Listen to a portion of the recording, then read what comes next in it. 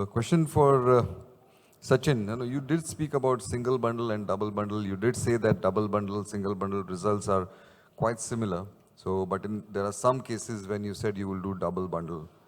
In that case, you just do a double bundle on the femur, or do you do a double bundle in the tibia as well? 2 bundles, or single bundle on tibia and 2 on the femur? So the tibial insertion of the AL and the PM bundle of the PCL, they are very confluent, and it's a very large area, roughly around 14 millimeters by 8 millimeters. So essentially, when you're doing a double bundle, you will create a single tibial socket, which will allow you to pass both these grafts up, and will be 2 different tunnels on the femur. Right. So I have just continuation with the same question. You said that you're going to tension the anterolateral and the posteromedial bundles in different, it's like a differential fixation. So how do you manage that with the tibia? So it depends upon what graft I'm choosing. If I'm using a quad tendon full thickness graft, the bone plug of the quad tendon graft will go and get fixed in the tibia, and then I will tension the femur separately. If I'm using soft tissue grafts, I will fix the femur first, bring both the tails out, and I will fix them on the tibia separately with an with a staple on the tibia with different tensioning angles. Yeah, please ask Mukesh. Son, people can ask questions. To Dr. Ranawat and others also, regarding this short medial sided reconstruction, how commonly you see it with ACL, and what are your points of fixing only that short, or you even deal with that superficial MCL also along with that? It's a separate reconstruction of superficial and deep along with ACL, and how you decide that? Well, if it's a grade 3, then you're doing the superficial and deep. If it's a grade 2, what I'm quoting Andy Williams, Andy will open the MCL and fix the MCL. Fixing an MCL is a little bit of a lost art in how properly you do it. You guys are a little better at it because you guys are fixing ligaments much more than reconstructing. We reconstruct much more. But if it's a grade 2 MCL, then you fix the superficial and you reconstruct the deep. So most of the time for grade 2 we see when we reconstruct the ACL, the medial opening goes down intraoperatively. So your decision of doing that short is pre-op or has to do something with intra-op after ACL reconstruction? Did you not hear what I said in the first section? Never make a decision on collateral surgery after you fix an ACL, because you'll convince yourself not to do it every time. That's a Pre-op decision. HSS dogma. So my question to Anil, we have heard and learned a lot about the modified Danish technique for the medial side. And I do that in my practice. So in your talk, you did not mention about doing the modified Danish technique for the MCL reconstruction. So what are your thoughts, and any other panelists who do this technique for the medial side? I don't do it. I mean, as I said, there's a lot of different ways to skin a cat, I don't know. Sachin, do you do that? So I think the Danish technique is a spin-off of the Bosworth method that you just showed. It's essentially drilling a tunnel through the tibia distally and passing the graft up. The Bosworth utilizes a suture anchor to T-nudis it at the area on the tibia and then takes it up. So I think he does it in a different form. Yeah, one thing I don't like doing, and actually when we were in Pune last year, who was our friend from, he showed we had a live surgery of his MCL. I never like drilling MCL tibial sockets. It's cortical bone. If you're doing a PCL or an ACL, you can lose real estate right away. So I never felt comfortable drilling a lot of sockets on the tibial side. Another question to Dr. Hatch. And you did speak a lot about internal bracing, and you talked about the seat belt effect. Taking this analogy to ACL, there are distinct 2 group of surgeons who really don't buy the theory of internal bracing while doing a ACL. But you did show in your medial side or lateral side multi-ligament injuries, you can use it. So what are your thoughts on that, and do you recommend that it can be used only for collaterals, or also can it be used for ACLs? Well, I do. I actually put an internal brace I use an internal brace pretty much on every reconstruction that I do. Even with a primary ACL, I'm not sure, I don't, one time I won't do it as in a fascial sparing procedure, or I don't want to cross into physis if it's on the tibial side. But I use it, and as I showed from my, biomechanically, I've studied it and I know that it helps. But clinically, I don't have it. I can't sit here and tell you that my own personal data confirms it, but we're underpowered. But anecdotally, I feel that it works. So I really do it on all my reconstructions. Sachin, your thoughts on internal bracing? Intra-articular, I will never use it for the ACL. I don't know. Why is because, that? I think there's no, it's not an unsolved problem for an ACL reconstruction that I need to use an internal brace. So I think we have a solution that works really well, and if there's an unmet problem that we've not solved, I'm very happy to consider using an internal brace, whatever data we have now, and whatever logic I feel is that once you add an internal brace, it's going to cause stress shielding of that graft. So for the ACL, never. Extra-articular, maybe sometimes to augment a very lax medial side, I may use it instead of harvesting, the soft tissue hamstring graft. I might use it on the medial side, but that's my experience so far. Yeah. I think that's a very good point. Internal brace can't be used ubiquitously.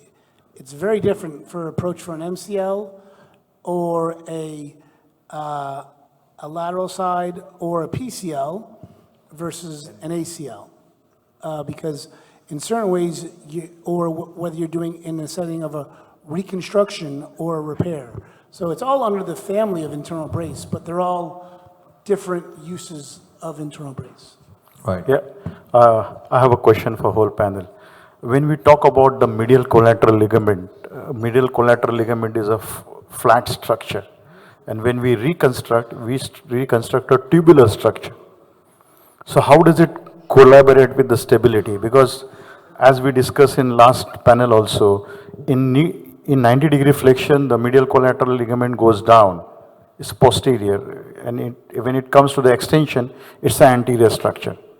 So a ribbon versus a tubular structure, how do you reconstruct in your clinical practice?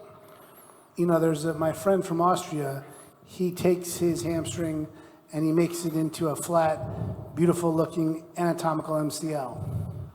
And it looks really pretty. But is your ACL graft consistent with an ACL? The word is not, we are reconstructing. We're not redoing what God did. There's only one man, or Ganesh, few guys who could do that stuff. It works pretty well. So I don't think you have to spend your time matting a graft down, making it a flat graft. If you understand the biomechanical principles of what kind of knee is it, where the knee is spinning, where the knee is lax, then we put ropes everywhere. An ACL is a much more complicated structure than a tube. There's a huge insertion, a very narrow midpoint, and a huge insertion. And we're nowhere near reconstructing that. And we're nowhere near reconstructing the PCL.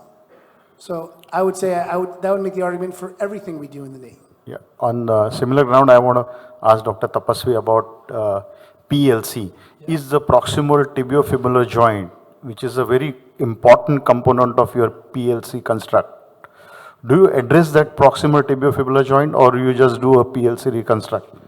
Because I feel few of the fibers which go through the proximal tibiofibular form the capsular structure and adds to the stability. So I think let's go back one step. We are trying to address the instability pattern rather than do a very anatomic repair. That's the first thing. If the proximal tibiofibular joint is unstable, I will definitely do something to try and sort of treat that laxity. And in those cases, I would probably drill a tunnel from the fibula directly across into the tibia and hold it down in that particular direction as well. We also need to understand that the popliteus is a dynamic stabilizing structure. It does not have a fixed insertion point of the tibia. Whereas what we are doing when we are doing a reconstruction is that we are making a dynamic structure into a static structure with a reconstruction. Again, we are just trying to address the instability pattern and not trying to recreate exactly what nature had in its first place. Yeah, Dr. Bhushan? Rick, do you have a comment on proximal tib fib joint disruptions? Because I've probably seen about 5 or 6 of them. I mean, in your crazy dirt bike riders, probably you'll see a lot more.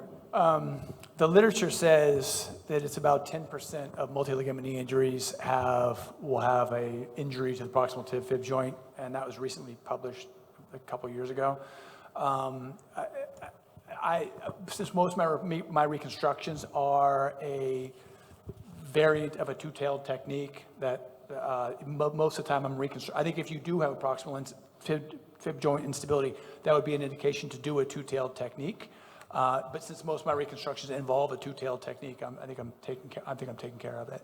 I mean, I think the most important thing is that if you are afraid to do a tibial tunnel, then you have to really assess your tib-fib joint. There, you cannot do a fibular-based reconstruction. Continuing on the theme of internal bracing, what's the panel's take on using artificial ligaments? So I'm talking of neoligaments, the newer grafts that we're using.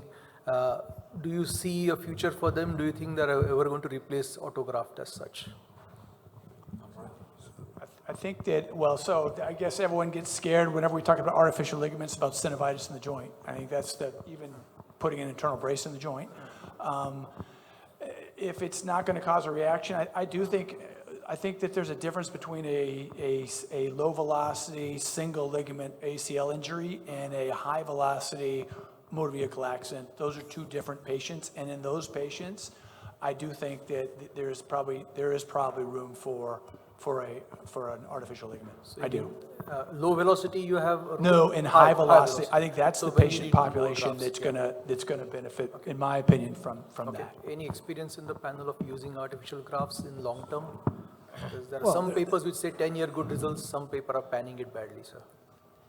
If artificial ligaments were so great, then we'd all be using them. Is artificial ligaments the future? Yes. Are we there? No. I mean, there is Conmed Livitech has a new structure that I use as an augment to a hamstring versus a cadaver. I think it's very appealing. It's called BioBrace. Not to say the name, but I just did. I think it's much more appealing than fiber tape, which is more of a rope. And Andy Williams, whenever he does his short, deep MCL, he uses an artificial ligament. Artificial ligament extra-articular is much easier, to Sachin's point. It's a different biological environment. You can throw anything extra-articular. But I will tell you this, I did a lot of allografts on South Asian patients when I first started. And they got a white person's graft. If I threw Rick Hatch's quad tendon into Sachin's knee would reject it in 10 seconds. Yeah. So because of that, and we don't HLA type musculoskeletal tissue yet, I think we will in the next 20 years. There's definitely a role for it, and we're getting more and more better at it, but it's not there yet by any means. And it's kind of like resurfacing. There's certain implants that keep on coming back, and then they suck, and they keep on coming back. ACL repair, none of these are new. Thanks. Yeah, so on the same thing, Sachin, can you tell us a little more about this jewel ligament, which was talked about in the initial session? You know, is it something which is... I haven't used it. I think Roshan used it. It's Roshan, have you used that jewel ligament? Can you tell us a little more Polish about British it? company. Yeah. So which company markets it? So I have some experience of using this for collateral as well as intra-articular pathology. I use it in PLC, where I use it as a standalone for PLC and medial collateral ligament augmentation. And during intra-articular, I always use it with the help of a graft, semi-T, pushed in between. Your experience has been... Yeah, it has been great. There is no complication as regards to the previous synthetic grafts. Previous synthetic grafts used to have a lot of allergenic reactions, synovitis. For this ligament, till today, I didn't have any complication. I must have used it in more than 30 cases. And it's But we didn't available have easily any. in India? It's available easily in India. I just have a query. Dual ACL is basically a scaffold. Yeah. It's not a replacement to the ligament. So, I have been a witness to 2 revisions of Jewel for different reason because the meniscus has failed. I'll tell you, the ligament which it forms, it's much, much, much stronger. I don't know how, I don't know why, but phenomenal ligamentization.